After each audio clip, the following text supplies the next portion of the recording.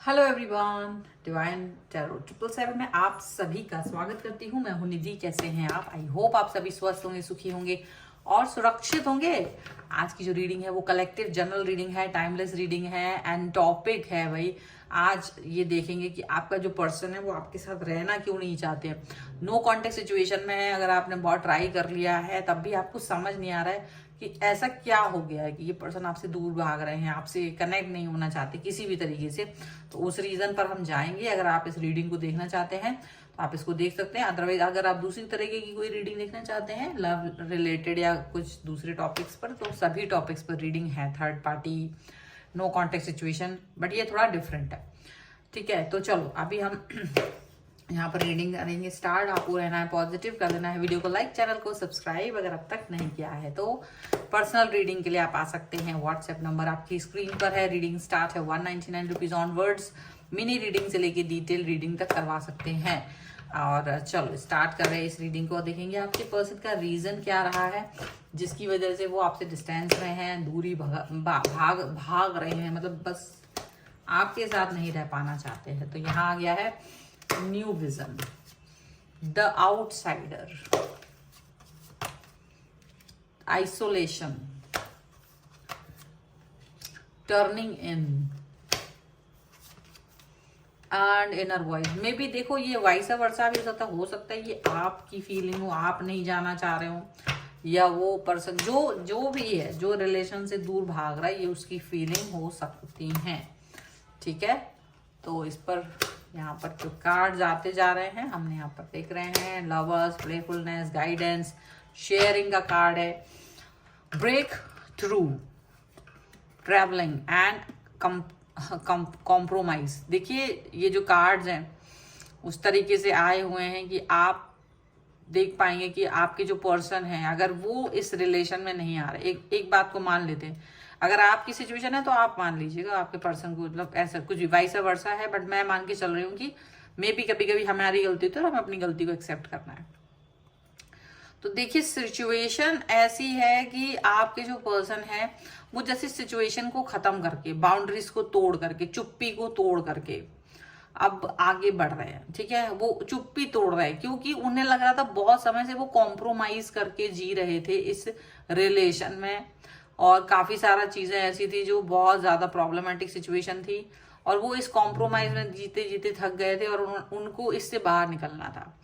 और वो इस सिचुएशन से बाहर निकलने के लिए ही जैसे तड़प रहे थे क्योंकि बहुत समय से वो इस सिचुएशन में अपने आप को स्टक पा रहे थे, समझ नहीं पा रहे थे क्योंकि वो स्वतंत्र रूप से आगे नहीं बढ़ पा रहे थे। उन्हें ऐसा लग रहा था, पर वो ऐसा क्यों फील कर रहे थे, ऐसा कॉम्प्रोमाइज वाली सिचुएशन आपके साथ में उनको क्यों फील हुई? ये लंबे समय से चल रही थी। ये ट्रैवलिंग का कार्ड है।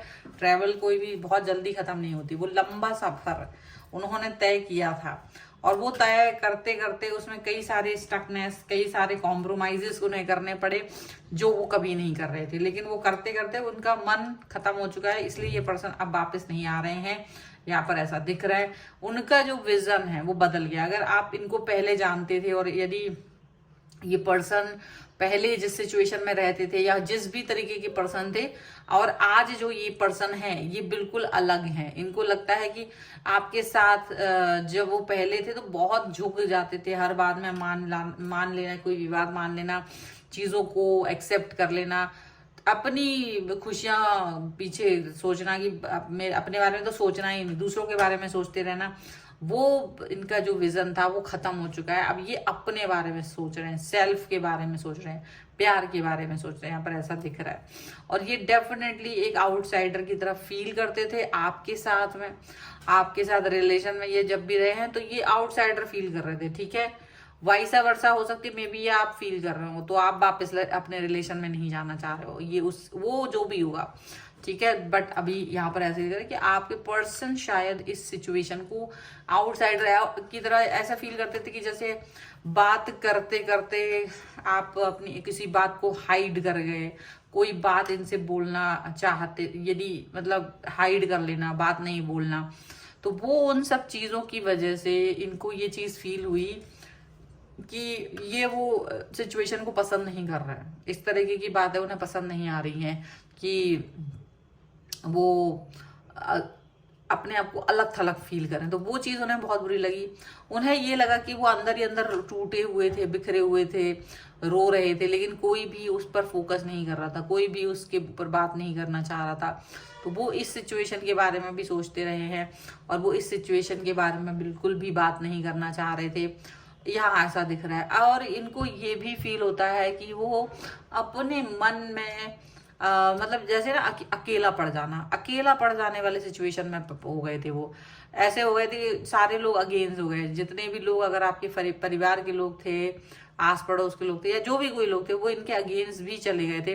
तो वो उस सिचुएशन को बड़ा मुश्किल हो गया था उनको लगता था जैसे उनके लिए तो कोई है ही नहीं, वो कोई एक ऐसे पर्सन है जो बहुत उनको मतलब एक प्रताड़ना मिल रही है इस रिलेशन में, तो वो उस प्रताड़ना में नहीं जीना चाह रहे थे और इसी वजह से वो डिस्टेंस उन्होंने एक्सेप्ट किया। उन्हें लगा इट्स बेटर कि वो एक्सेप्ट करें इस डिस्टेंस को और अपनी इनर वॉइस को उन्हें सुनना ज़्यादा पसंद आया और अपनी इनर वॉइस को वो अपने अंदर रख करके इसको सुनते रहे, ऐसा लग रहा है। एंड डेफिनेटली काफ़ी सारे दुख, बहुत सारी तकलीफ सही हैं और कॉम्प्रोमाइज सहे हैं, अपमान सहा है।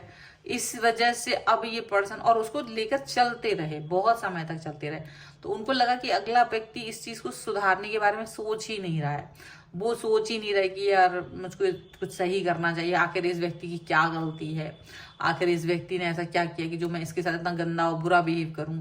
वो चीज़ पर फोकस नहीं किया गया और ये अपने आप को देख रहे थे कि जो एक आपसे मिलने से पहले वो व्यक्ति थे और एक आपसे मिलने के बाद जो व्यक्ति बने, उसमें आसमान जमीन का फर्क था। क्यों फर्क था? क्योंकि ये अपने आप को वो अपने जो एक बहुत खुश मिजाज और बहुत प्यारे पर्सन के तौर पे देखते थे, हमेशा से जो वो रहते थे, उनको मुखौटे ओढ़ने पड़ रहे थे अपनी खुशियों के लिए, मतलब वो दूसरों को खुश करने के लिए जोकर बन गए। उनको ये फील हो रहा था और ये चाहते थे आपसे प्यार का बंधन, प्यार चाह रहे थे, कनेक्शन चाह रहे थे, कनेक्टिविटी चाह रहे थे, ट्रस्ट, सारी चीज़ें चाह रहे थे।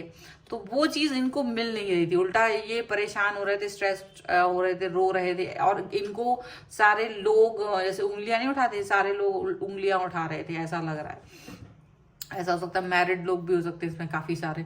अभी इनको क्या था, गाइडेंस की ज़रूरत थी, बहुत ज़्यादा गाइडेंस की ज़रूरत पड़ रही थी और इसी वजह से ये पर्सन ना कहीं अपने आप को डिस्टेंस में रखना ही अपने आप को इन्होंने बेहतर समझा। इन्हें लगा कि ये शायद इस चीज़ के लिए बने ही नहीं है, ये परेशान हो चुके हैं और कितनी कोशिश कर लें, ये कितना ही कुछ कर लें, पर ये आपकी तरफ मतलब बहुत ज़्यादा मुश्किल, उन्होंने बहुत ट्राई किया बट इन द एंड इन्होंने गिव अप ही कर दिया। आखिरकार इन्होंने गिव अप क्यों किया, इसका रीजन कहीं ना कहीं हो सकता है। देखो जब वो साथ में होता है इंसान तब हम उसकी वैल्यू नहीं करते, लेकिन जब वो इंसान हमसे डिस्टेंस में चला जाता है तो रिलेशन के बारे में सोचना पड़ता है कि आखिर इसने गिव अप क्यों किया, आखिर ऐसा क्या हुआ था।